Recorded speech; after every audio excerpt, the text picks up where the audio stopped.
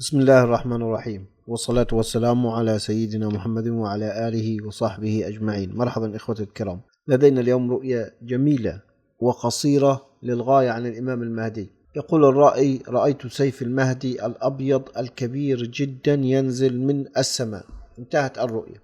إن صدقت الرؤيا وصدق الرائي وكانت الرؤيا من الله عز وجل، فهذا دليل على أن المهدي قد دخل الحماية الإلهية. المهدي أصبح قوي ما دام نزل عليه سيف من السماء وأبيض وكبير جدا كما وضحت الرؤيا، فهذا دليل على القوة ودليل على أن الرجل أصبح يمتلك زمام نفسه وأصبح قوي وأصبح معه سلاحه. دائما ما كان يخشى من الفرسان وهم أسلحتهم في أيديهم، لذلك الله عز وجل يقول للمؤمنين: يا أيها الذين آمنوا لا تتركوا أسلحتكم. فمعنى نزوله من السماء معناها أنه أصبح قوي أو بات قريبا من القوة، لأنه لم يأخذه المهدي. يعني الرؤيا لم توضح أن المهدي قد أخذ السيف في يده وأمسكه. الرأي يقول: رأيت سيف المهدي الأبيض الكبير جدا ينزل من السماء. هذه علامة على أن المهدي أصبح قوي أو اقترب من أن يصبح قوي، أو أن امتلاكه للقوة وسيطرته على نفسه وبروزه بالشخصية الكلية الكبرى